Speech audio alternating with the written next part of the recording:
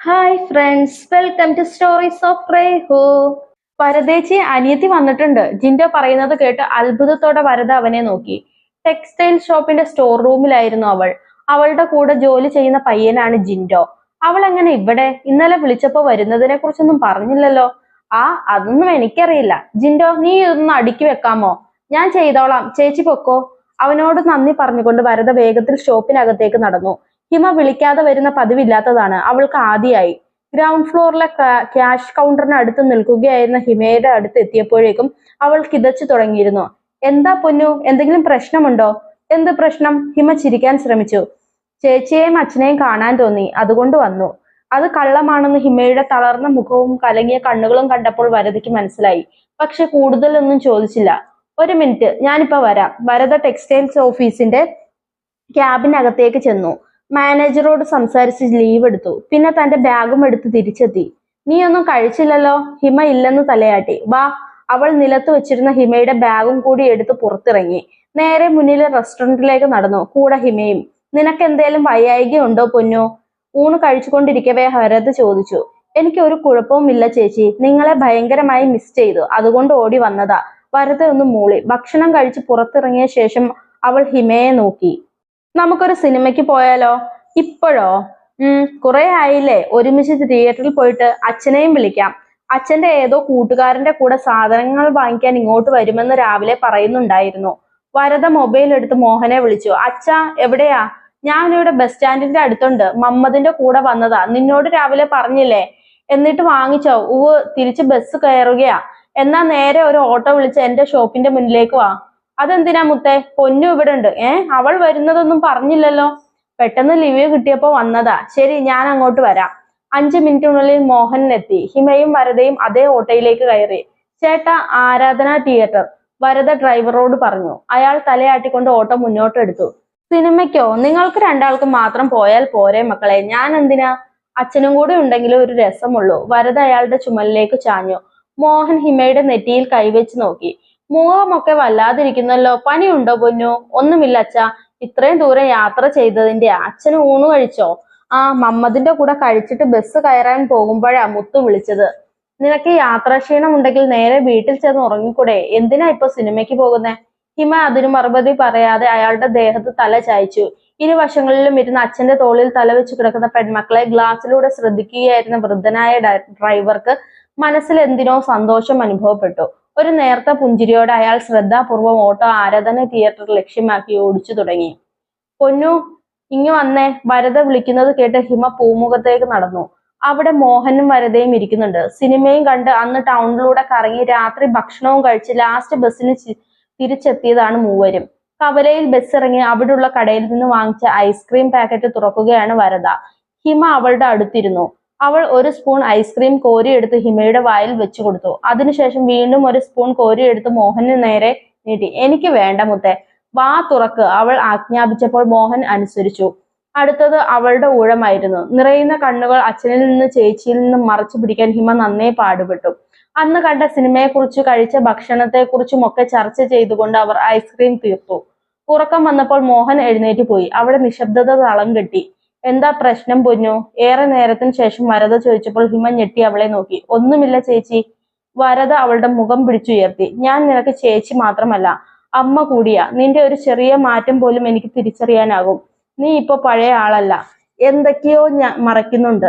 ഞങ്ങളോട് കള്ളം പറയുന്നുമുണ്ട്. നീയായിട്ട് മനസ്സ് തുറക്കട്ടെ എന്ന് കരുതിയ ഇത്രയും നാൾ മിണ്ടാതിരുന്നത്. പക്ഷെ ഇന്ന് എനിക്ക് അറിയണം. ഹിമ കരച്ചിൽ കടിച്ചമർത്തിയിരിക്കുകയാണ്. എന്താ കാര്യം മോളെ? ചേച്ചിയാണ് എന്റെ ബെസ്റ്റ് ഫ്രണ്ട് ആണെന്ന് എപ്പോഴും പറയുന്നതാണല്ലോ, പിന്നെ എന്തിനാ ഇങ്ങനെ അകലം വയ്ക്കുന്നത്? അതോടെ ഹിമയുടെ നിയന്ത്രണം വിട്ടു. വരദയുടെ മാറിലേക്ക് വീണവൾ പൊട്ടിക്കരഞ്ഞു. കാര്യമൊന്നും മനസ്സിലായില്ലെങ്കിലും വരദ അവളുടെ മുതുകിൽ തലോടി ആശ്വസിപ്പിച്ചുകൊണ്ടിരുന്നു. സ്വന്തം കുഞ്ഞിനെ പോലെ കൊണ്ടു നടന്ന അനിയത്തിയുടെ കരച്ചിൽ അവളുടെ ഹൃദയത്തെ വല്ലാത്ത കുത്തി നോവിച്ചു. ആ വേദന കണ്ണീരായി പുറത്തേക്ക് ഒഴുകിയിറങ്ങി. അവൾ കാത്തിരുന്നു എന്താണ് ഹിമയുടെ പ്രശ്നമെന്നറിയാൻ. വല്ലാതെ കഷ്ടമായി പോയി അച്ചു. ലക്ഷ്മി സങ്കടത്തോടെ അശ്വിനെ നോക്കി. ആ കുട്ടിക്ക് എന്തോരം വിഷമം ഉണ്ടായിട്ടുണ്ടാകും. ഇതാണ് നിന്റെ ഉള്ളിലിരിപ്പെന്ന് ഞാൻ പോലും അറിഞ്ഞില്ലല്ലോ. അശ്വിൻ പുതപ്പെടുത്ത് അമ്മയെ പുതപ്പിച്ചു. പിന്നെ അവരുടെ ബെഡിലിരുന്നു. ഞാൻ അത്രയ്ക്ക് വലിയ മഹാപാപം ഒന്നും ചെയ്തില്ലല്ലോ അമ്മേ. മനഃപൂർവ്വം അവളുടെ വിസ വൈകിച്ചതല്ല. അമ്മയുടെ മുന്നിൽ നിന്നല്ലേ ഞാൻ എപ്പോഴും ശുഹൈബിനെ വിളിച്ച് കാര്യങ്ങൾ അന്വേഷിക്കുന്നത്. അവൾ ഇവിടെ എന്റെ കൂടെ വേണമെന്ന് കൊതിച്ചു. അത് സ്വാർത്ഥതയാണെങ്കിൽ അവളും സ്വാർത്ഥയല്ലേ? സ്വന്തം കുടുംബത്തിന് വേണ്ടി ഏതോ രാജ്യത്തേക്ക് പോകണമെന്ന ഒറ്റ ചിന്ത മാത്രം. അപ്പൊ ഞാൻ ആരാ? എന്റെ മനസ്സിൽ എന്താണെന്ന് അറിയാൻ ശ്രമിക്കാത്തതും സ്വാർത്ഥതയല്ലേ? ലക്ഷ്മി ചിരിച്ചു. മണ്ടത്തരം പറയല്ലേ അച്ചു. ആ കുട്ടിയുടെ ഭാഗത്ത് 100% ന്യായം. കാരണം അവൾ പുറത്തു പോകാൻ ആഗ്രഹിച്ചത് ചേച്ചിക്കും അച്ഛനും വേണ്ടിയാ. അതാണ് ശരിയും. അവർ കഴിഞ്ഞിട്ടേ നീയുള്ളൂ. ഇപ്പൊ അവൾ നിന്നോട് പറയുകയാ അമ്മയെ ഉപേക്ഷിച്ച് വന്നാലേ നമ്മുടെ കല്യാണം നടക്കൂ എന്ന്. നീ ചെയ്യുമോ? ഒരിക്കലുമില്ല. പക്ഷെ അതുപോലെ ആണോ ഇത്? അവളോട് കുടുംബം ഉപേക്ഷിക്കാൻ ഞാൻ പറഞ്ഞോ? ചേച്ചിയുടെ വിവാഹം നടത്താൻ എത്ര കഷ്ടപ്പെടാനും ഞാൻ തയ്യാറായിരുന്നു. അവൾ കൂടെ ഉണ്ടായാൽ മതി. നിന്റെ സഹായം കൊണ്ട് ചെയ്യുന്നതും അവൾ ഒറ്റയ്ക്ക് ചെയ്യുന്നതും വ്യത്യാസമുണ്ട് മോനെ. രണ്ടാമത്തേതാണ് അവൾക്ക് സന്തോഷവും അഭിമാനവും. കഴിഞ്ഞത് കഴിഞ്ഞു. പോയി സംസാരിച്ച് തീർക്കാൻ നോക്ക്. വേണ്ടമ്മേ, ഇനി അവളായിട്ട് വിളിക്കട്ടെ. അതുവരെ ഞാൻ ശല്യം ചെയ്യില്ല. നിനക്ക് അവളോട് സംസാരിക്കാതിരിക്കാൻ കഴിയുമോ അച്ചു? ആ ചോദ്യത്തിന് ഉത്തരം അവന് അറിയില്ലായിരുന്നു. അവൻ കൈ എത്തിച്ച് ലൈറ്റ് ഓഫ് ചെയ്ത് ബെഡിലേക്ക് ചാഞ്ഞു. ഞാൻ ഇന്ന് അമ്മയുടെ കൂടെയാ കിടക്കുന്നേ. ലക്ഷ്മി അവനെ തന്റെ ദേഹത്തേക്ക് ചേർത്ത് കിടത്തി. കുറച്ചു കഴിഞ്ഞപ്പോൾ മാറിൽ ചൂടുള്ള നനവ് അവർക്ക് അനുഭവപ്പെട്ടു. അവൻ നിശബ്ദമായി കരയുകയാണ്. അവരൊന്നും മിണ്ടിയില്ല. പകരം പരമാവധി അവനോട് ചേർന്ന് കിടന്ന് ആ മുടിയിലൂടെ വിരലോടിച്ചു. പരസ്പരം സംസാരമില്ലാതെ വിരസമായ നാളുകൾ കടന്നുപോയി. ഹിമ പാലക്കാട്ടെ ജോലി റിസൈൻ ചെയ്തു. 2 മാസത്തോളം വീട്ടിൽ വെറുതെ ഇരുന്നു.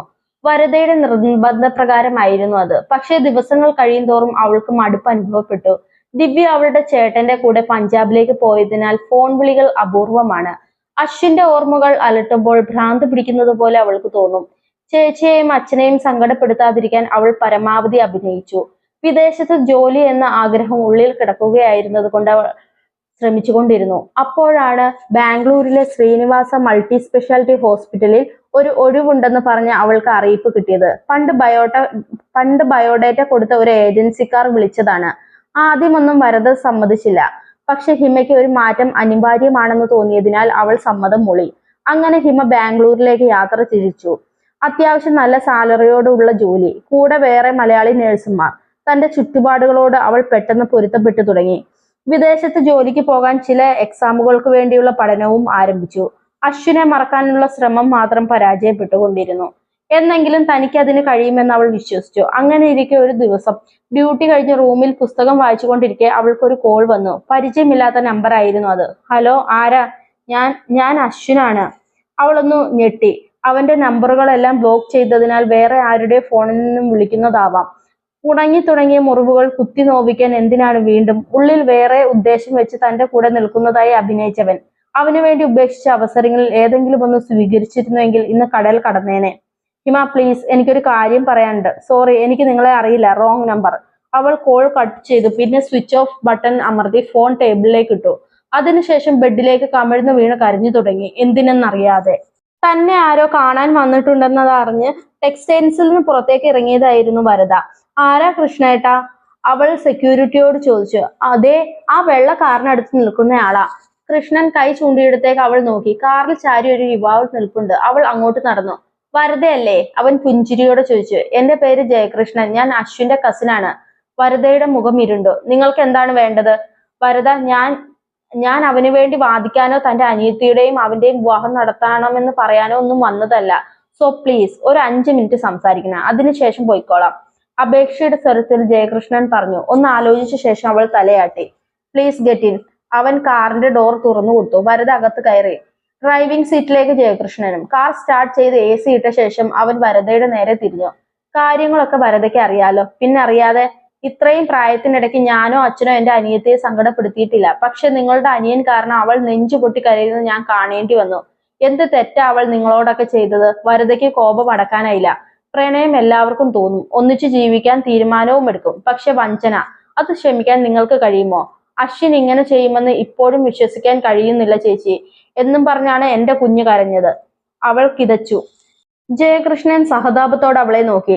ഞാൻ ആദ്യമേ പറഞ്ഞല്ലോ വരദ, ഒരു ന്യായീകരണത്തിനോ തർക്കിക്കാനോ ഒന്നും വന്നതല്ല ഞാൻ. തന്റെ അനിയത്തി വേദനിച്ചതുപോലെ തന്നെ അവനും വേദനിക്കുന്നുണ്ട്. ഒരു തെറ്റ് പറ്റി. ഹിമയെ സംബന്ധിച്ചിടത്തോളം അതൊരു വലിയ തെറ്റ് തന്നെ. പക്ഷെ ഒരൊറ്റ നിമിഷം അവന്റെ ഭാഗത്തു നിന്ന് ചിന്തിച്ചു നോക്ക്. എന്നോട് സംസാരിക്കുന്നതാണ് ഹിമ കേട്ടത്. അവൻ പറഞ്ഞത് വരദയെ ആർക്കെങ്കിലും കെട്ടിച്ച് തന്റെ റൂട്ട് ക്ലിയർ ആക്കാനല്ല, നല്ലൊരു ബന്ധം കൊണ്ടുവരാനാ. പക്ഷെ ചേച്ചിക്ക് വേണ്ടത് തനിയെ ഉണ്ടാക്കണമെന്ന ഒരു പെൺകുട്ടിയുടെ നിശ്ചയദാർഢ്യം മനസ്സിലാക്കാനുള്ള വിവേകം അവന് കൈമോശം വന്നുപോയി. അതിന് കാരണവും സ്നേഹം തന്നെയാ. സ്നേഹക്കൂടുതൽ കൊണ്ടുള്ള സ്വാർത്ഥത. അങ്ങനൊരു ചിന്ത മനസ്സിലുണ്ടായിട്ടും അവൾക്ക് വേണ്ടി ആത്മാർത്ഥമായി തന്നെ അവൻ പരിശ്രമിച്ചു കൊണ്ടിരുന്നത്. വരദ താല്പര്യമില്ലാത്ത മട്ടിൽ കേട്ടിരിക്കുകയാണ്.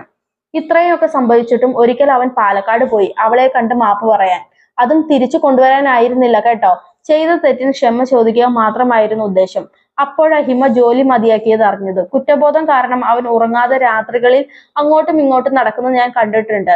തന്റെ അനിയത്തിക്ക് ബാംഗ്ലൂരിൽ ആകസ്മികമായി ജോലി കിട്ടിയതല്ല. അവൻ ആരുടെയൊക്കെയോ കയ്യും കാലും പിടിച്ചിട്ട് ആ ഏജൻസി അവളെ വിളിച്ചത്. വരദ ഞെട്ടലോടെ ജയകൃഷ്ണനെ നോക്കി. ഇതൊന്നും നിങ്ങളാരും ഒരിക്കലും അറിയരുതെന്ന് അവന് നിർബന്ധമുണ്ടായിരുന്നു. ഹിമ ആത്മാഭിമാനമുള്ള പെണ്ണായേട്ടാ. ഞാൻ ഈ ജോലി കിട്ടാൻ കാരണം എന്നവൾ അറിഞ്ഞാൽ പുല്ലുപോലെ അത് വലിച്ചെറിയും. അവളുടെ വരുമാനം കൂടിയില്ലെങ്കിൽ ആ കുടുംബത്തെ വല്ലാതെ ബാധിക്കും എന്നാ അവൻ എന്നോട് പറഞ്ഞത്. ജയകൃഷ്ണൻ വാട്ടർ ബോട്ടിൽ എടുത്ത് കുറച്ച് വെള്ളം കുടിച്ചു. താൻ കാരണം അവൾക്കുണ്ടായ വേദനകൾക്ക് പരിഹാരമായി സ്വയം ഒഴിഞ്ഞു മാറി കൊടുക്കുകയായിരുന്നു അവൻ. പക്ഷെ ഒരിക്കൽ അവളെ വിളിക്കേണ്ട സാഹചര്യം വന്നു. പക്ഷെ അവൾ സംസാരിച്ചില്ല. പകരം ഫോൺ സ്വിച്ച് ഓഫ് ചെയ്തു. പിന്നെ നമ്പർ മാറ്റിയെന്ന് തോന്നുന്നു. അതെ, അവൾ എന്നോട് പറഞ്ഞിരുന്നു. പക്ഷെ അതൊരു ഏറ്റുപറച്ചിലിനുള്ള വിളിയായിരുന്നു അല്ലായിരുന്നു വരദ. അവന്റെ അമ്മയ്ക്ക് ഹിമയെ ഒന്ന് കാണണമെന്ന് പറഞ്ഞു. അവളെ കാണാൻ ഒരുപാട് ആഗ്രഹിച്ചത് ആ പാവം. വരദയ്ക്ക് സങ്കടം തോന്നി. അശ്വിന്റെ അമ്മ തെറ്റൊന്നും ചെയ്തിട്ടില്ല. തന്നെ അവർക്ക് ഒത്തിരി ഇഷ്ടമായിരുന്നെന്നും കാണാൻ കൊതിച്ചിരുന്നുവെന്നും ഹിമ പറഞ്ഞിട്ടുണ്ട്. ഞാൻ അവളെ ഫോൺ ചെയ്യാം. അടുത്ത ലീവിന് വന്നാൽ അച്ഛനെയും കൂട്ടി ഞങ്ങൾ അശ്വിന്റെ അമ്മയെ കാണാൻ വരാം. ജയകൃഷ്ണൻ വേദനയോട് ചിരിച്ചു. ഒത്തിരി വൈകിപ്പോയി. അവന്റെ അമ്മ മരിച്ചു. വരദ ഒന്ന് നടുങ്ങി. പെട്ടെന്ന് BP കൂടി ആശുപത്രിയിൽ എത്തിയപ്പോഴേക്കും ഹിമയെ കാണണമെന്ന് പറഞ്ഞത്. പക്ഷെ അവൾ സംസാരിച്ചില്ല. അന്ന് രാത്രി തന്നെ ആള് പോയി. ഇപ്പോൾ 4 മാസമായി. കണ്ണിൽ ഇരുട്ട് കയറുന്ന പോലെ വരദയ്ക്ക് തോന്നി. ഇവിടുത്തെ പറമ്പിൽ ദഹിപ്പിച്ചത്. ജീവനോടെയോ കണ്ടില്ല. ചിതയിലെടുക്കും മുൻപ് ആ ശരീരമെങ്കിലും ഹിമ കാണട്ടെ എന്ന് കരുതി മാറി മാറി ഞങ്ങൾ വിളിച്ചു നോക്കി. ഫലമുണ്ടായില്ല. അവന്റെ ശബ്ദം നേർത്തു വന്നു. ഈ ലോകത്തിൽ അച്ഛന് ഏറ്റവും വലുത് അവന്റെ അമ്മയായിരുന്നു. അവരാ അവന്റെ ബലവും. അത് നഷ്ടപ്പെട്ടതോടെ അവൻ തളർന്നു.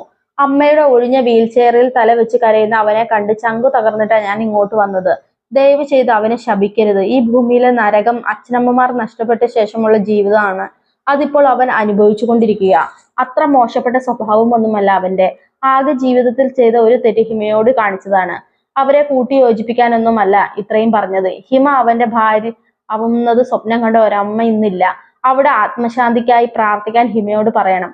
അതുപോലെ അച്ഛനോട് ക്ഷമിക്കാനും. അത് മാത്രം മതി. വരദ കുറച്ചു നേരം അതേ ഇരിപ്പ് തുടർന്നു. പിന്നെ കാറിൽ നിന്നിറങ്ങി ഷോപ്പിന് നേരെ ഓടി. അസ്ഥിത്തറയ്ക്ക് മുന്നിൽ മുട്ടുകുത്തി കണ്ണടച്ച് പ്രാർത്ഥനാപൂർവ്വം ഇരിക്കുകയാണ് ഹിമ. കുറച്ചു മാറി അനന്തനും രമേശ്, ജയകൃഷ്ണനും വരദയും മോഹനും നിൽക്കുന്നുണ്ട്. ജയ, നീ അച്ഛനെ വിളിച്ചു നോക്കിയോ? അനന്തൻ ചോദിച്ചു. കിട്ടുന്നില്ല. അവൻ വരദയുടെ നേരെ തിരിഞ്ഞു. അവളുടെ കയ്യിൽ ജയകൃഷ്ണന്റെ ഫോൺ ഉണ്ട്. അതിലെ വാട്സപ്പിൽ അശ്വിന്റെ ഒരു മെസ്സേജ്. എനിക്ക് ഭ്രാന്ത് പിടിക്കുന്നത് പോലെ തോന്നുകയേട്ടാ. ഞാനൊരു യാത്ര പോകുന്നു. തിരിച്ചു വരും. കാരണം എന്റെ അമ്മ ഇവിടെ ആണല്ലോ. പക്ഷേ അതുവരെ എന്നെ അന്വേഷിക്കരുത്. വരദയുടെ കണ്ണുനീർത്തുള്ളി ഫോണിന്റെ സ്ക്രീനിലേക്ക് ഉറ്റുവീണു. മോളെ, നീ ആ കുട്ടിയെ വിളിക്ക്. എത്ര നേരമായി ഇരിപ്പ് തുടങ്ങിയിട്ട്? രമ പറഞ്ഞു. വരദ മൊബൈൽ ജയകൃഷ്ണന് നൽകിയ ശേഷം ഹിമയുടെ അടുത്തെത്തി. പൊന്നു, വാ, എഴുന്നേക്ക്. അവൾ അനങ്ങിയില്ല. വരദ അവളെ ബലം ഉപയോഗിച്ച് എഴുന്നേൽപ്പിച്ചു. അവൾ ഇമ്മ ചിമ്മാതെ അസ്ഥിത്തറയെ നോക്കി നിൽക്കുകയാണ്. നമ്മുടെ അമ്മ മരിക്കുന്ന സമയത്ത് അവസാനമായി ചിന്തിച്ചിരുന്നത് എന്താവും ചേച്ചി? വരദ പകച്ചുപോയി. താൻ പോയ ശേഷം തന്നെ സ്നേഹിക്കുന്നവർ അനുഭവിക്കാൻ പോകുന്ന വേദനയെക്കുറിച്ചാവും അല്ലേ? ഈ അമ്മയും അതായിരിക്കില്ലേ ചിന്തിച്ചിട്ടുണ്ടാവുക? വരദയ്ക്ക് എന്ത് പറയണമെന്ന് അറിയില്ലായിരുന്നു. എന്നോട് ആ വീട്ടിലേക്ക് ചെല്ലാൻ എത്ര തവണ പറഞ്ഞെന്നറിയുമോ? ഞാൻ കേട്ടില്ല. മരിക്കാൻ കിടക്കുമ്പോഴും എന്നെ കാണണമെന്ന് ആഗ്രഹിച്ചിട്ടും അത് സാധിച്ചു കൊടുക്കാൻ എനിക്ക് കഴിഞ്ഞില്ലല്ലോ ചേച്ചി. അവസാന ശ്വാസം എടുക്കുന്നത് വരെയും ചിലപ്പോൾ ഞാൻ വരുമെന്ന പ്രതീക്ഷ ഉണ്ടായിരുന്നിരിക്കും. അവനോടുള്ള ദേഷ്യത്തിന് ഒരു തെറ്റും ചെയ്യാത്ത അമ്മയെ ഞാൻ അവഗണിക്കുകയായിരുന്നു. ഈ പാപമൊക്കെ ഞാൻ എവിടെ കൊണ്ട് തീർക്കും? അവളുടെ നിലവിളി അവിടെ മുഴങ്ങിക്കൊണ്ടിരുന്നു. ആശ്വസിപ്പിക്കാനുള്ള വാക്കുകളൊന്നുമില്ലാതെ വരദ അവളെ കെട്ടിപ്പിടിച്ചു. മാസങ്ങൾ കടന്നുപോയി. തനിക്ക് ജോലി കിട്ടാൻ കാരണം അശ്വിനാണെന്ന് അറിഞ്ഞിട്ട് ഹിമ അത് ഉപേക്ഷിച്ചില്ല. അവളുടെ മനസ്സിൽ അവന്റെ അമ്മ മാത്രമായിരുന്നു. അവരുടെ അന്ത്യാഭ്യാസം സാധിച്ചു കൊടുക്കാൻ കഴിഞ്ഞില്ലല്ലോ എന്നോർത്ത് ഓരോ ദിവസവും അവൾ ഉരുകി. തന്റെ അവസ്ഥ കണ്ട് അച്ഛനും ചേച്ചിയും വിഷമിക്കരുതെന്ന നിർബന്ധം കാരണം അവൾ ബാംഗ്ലൂരിൽ തന്നെ നിന്നു. അശ്വിൻ എവിടെയാണ്? അവൾ സ്വയം ചോദിച്ചു. എന്നെങ്കിലും അവൻ തന്നെ കാണാൻ വരുമോ? അതോ പൂർണ്ണമായും മറന്നിട്ടുണ്ടാകുമോ? അറിയില്ല. അവനോടുള്ള ദേഷ്യമൊക്കെ അലിഞ്ഞു തീർന്നിരിക്കുന്നു. ഇപ്പോൾ ഒരു തരം മരവിപ്പ് മാത്രം. ഖത്തറിലേക്കുള്ള ഒരു ജോബ് ഇന്റർവ്യൂവിന് വേണ്ടി നാട്ടിലെത്തിയ ഒരു ദിവസം രാവിലെ കുളിയും കഴിഞ്ഞ് മുറിയിൽ ഹെഡ്സെറ്റ് കാതിൽ തിരുകി പാട്ട് കേൾക്കുകയായിരുന്നു ഹിമ. അന്ന് രാത്രിയിലുള്ള ട്രെയിനിന് എറണാകുളം പോണം. അടുത്ത ദിവസമാണ് ഇന്റർവ്യൂ. ചെറിയ ടെൻഷൻ ഉണ്ടായിരുന്നതിനാൽ സംഗീതത്തിൽ ശ്രദ്ധ കേന്ദ്രീകരിച്ചു കണ്ണടച്ച് കിടക്കുകയാണ്. ആരോ ദേഹത്ത് തട്ടിയപ്പോൾ അവൾ കണ്ണു തുറന്നു. വരദ.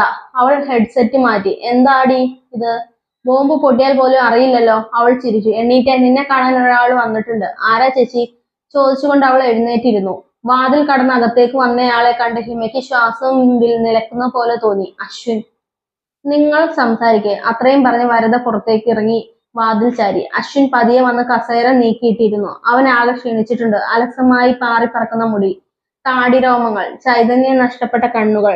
തന്റെ മുന്നിലേക്ക് കുസൃതിച്ചിരിയോടെ വരാറുള്ള ഉജ്ജ്വലസ്വലനായ ചെറുപ്പക്കാരനുമായി ഒരു വിദൂര സാമ്യം പോലുമില്ല. അവന്റെ ഈ അവസ്ഥയ്ക്ക് കാരണം താനാണെന്ന് അവൾക്കറിയാം.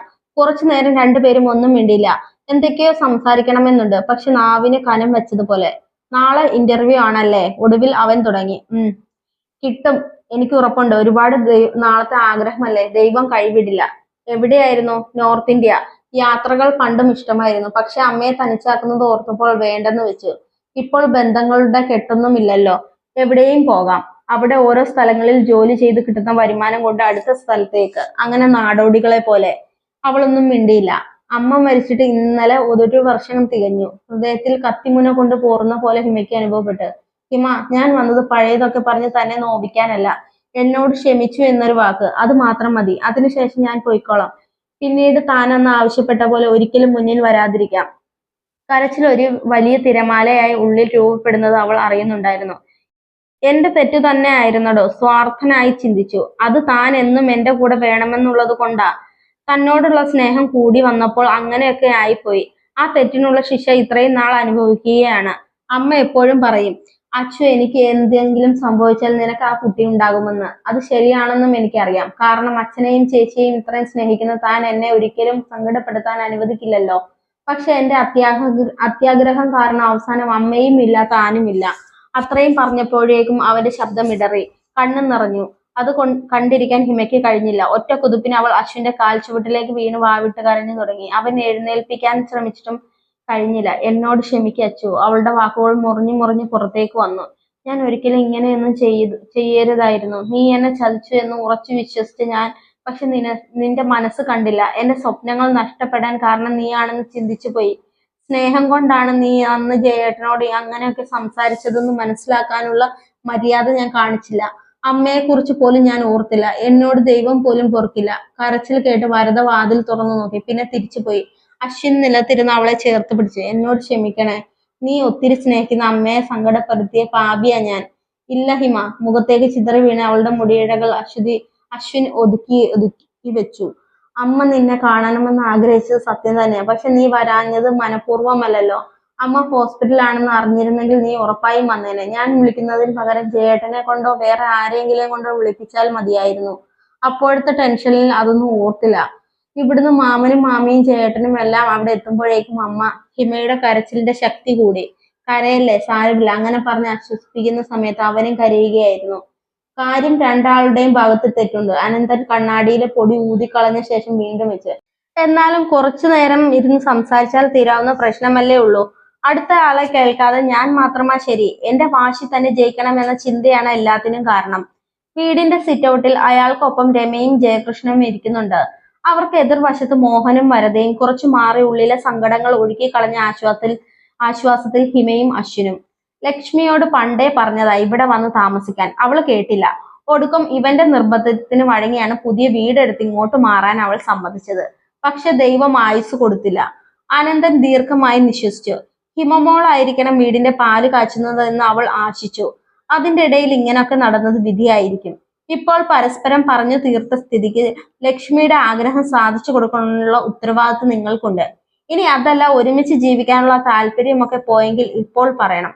അശ്വിൻ്റെതുൾപ്പെടെ എല്ലാ കണ്ണുകളും ഹിമയിലായിരുന്നു. അവൾ ഒന്നും മിണ്ടാതെ അശ്വിന്റെ വലതു കൈയിൽ പിടിച്ചമർത്തി. ഉത്തരം അതിലുണ്ടായിരുന്നു.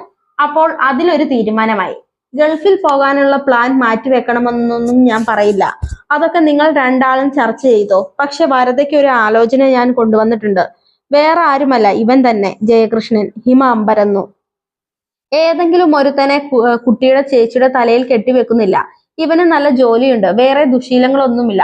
പോരാഞ്ഞിട്ട് എന്റെ വീട്ടിൽ അമ്മായിമ്മ പോലും ഉണ്ടാവുകയുമില്ല.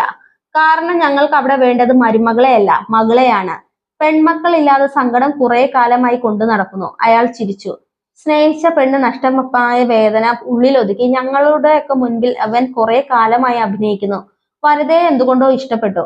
നിങ്ങൾ രണ്ടാളും അകത്തിരുന്ന് കരയുമ്പോൾ തന്നെ ഞാൻ ഈ ആലോചന വരദയോടും മോഹനോടും പറഞ്ഞിരുന്നു.